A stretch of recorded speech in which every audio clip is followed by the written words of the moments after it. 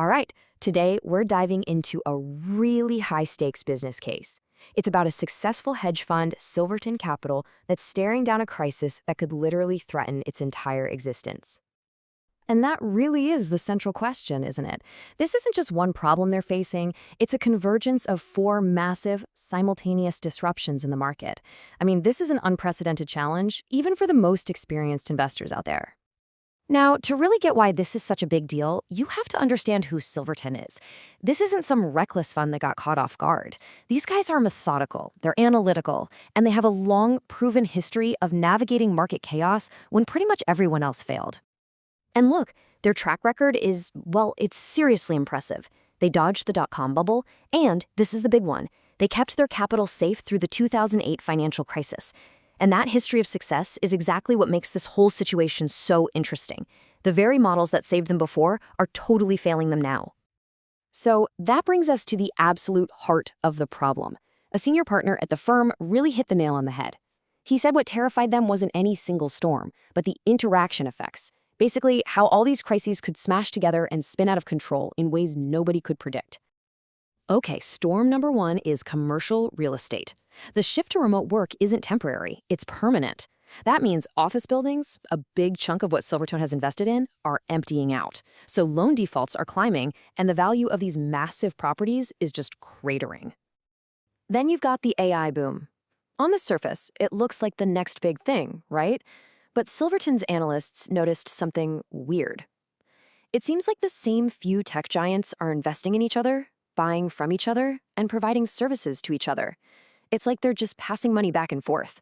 So the big question is this a real revolution, or is it just a bubble waiting to pop?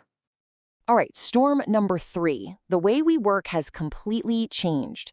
The gig economy means income is all over the place for a lot of people. Now, if you're a fund invested in things like consumer loans and credit, that's a huge problem. All your old data, your old models for who's a good risk, suddenly they're useless. And to top it all off, a political storm. A government shutdown has dragged on for months. What started out as just, political noise is now a massive drag on the real economy. It's freezing up everything from mortgage applications to business permits. It's a real mess.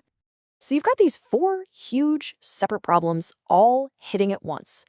The challenge isn't just seeing them anymore. It's figuring out what is actually going on here. How on earth do you make sense of these signals? And this right here is the absolute core of their dilemma. Are these just 4 bits of really bad luck, or are they all symptoms of something bigger, a fundamental shift in how the economy works? That's the question they have to answer, because each interpretation leads to a completely different and very risky strategy.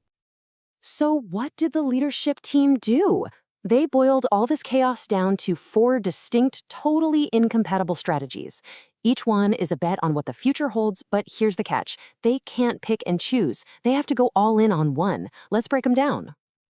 Okay, option 1, the fortress strategy. The thinking here is that the real estate mess is going to cause another 2008-style credit crisis. The whole financial system could just freeze up. So the plan? It's simple. Sell everything you can, pile up cash, and just wait for everything to burn so you can buy up assets for pennies on the dollar. You can see the trade-off right here. It is, by far, the safest option. If you're right, it protects the firm from a complete meltdown. But what if that crisis never hits? You're just sitting there on a mountain of cash, making zero, while the rest of the market just zooms past you. And that's the real kicker, right? This strategy has a ticking clock. Every single month that the big crash doesn't happen, the cost of being wrong gets bigger and bigger. And so does the pressure from your investors. Next up, we have deflationary positioning. This worldview says all 4 storms are just symptoms of a much larger problem, a complete collapse in economic demand. The core belief here is that a long, painful, multi-year recession is right around the corner. And make no mistake, this is a huge bet on the whole economy. Get it right, and you're a hero, one of the few funds left standing. Get it wrong, and it could be absolutely devastating. And trying to time it perfectly? Well, that's almost impossible. Which brings us to the million-dollar question for this strategy. Look, every few years people get nervous about the economy. How do you know if this is the real deal or just another false alarm that's going to cost you a fortune if you bet on it? All right, option 3 is the boldest one of all, the transformation strategy. This one says, What crisis? These aren't storms you need to hide from, they're permanent changes. Remote work isn't a fad, it's the future.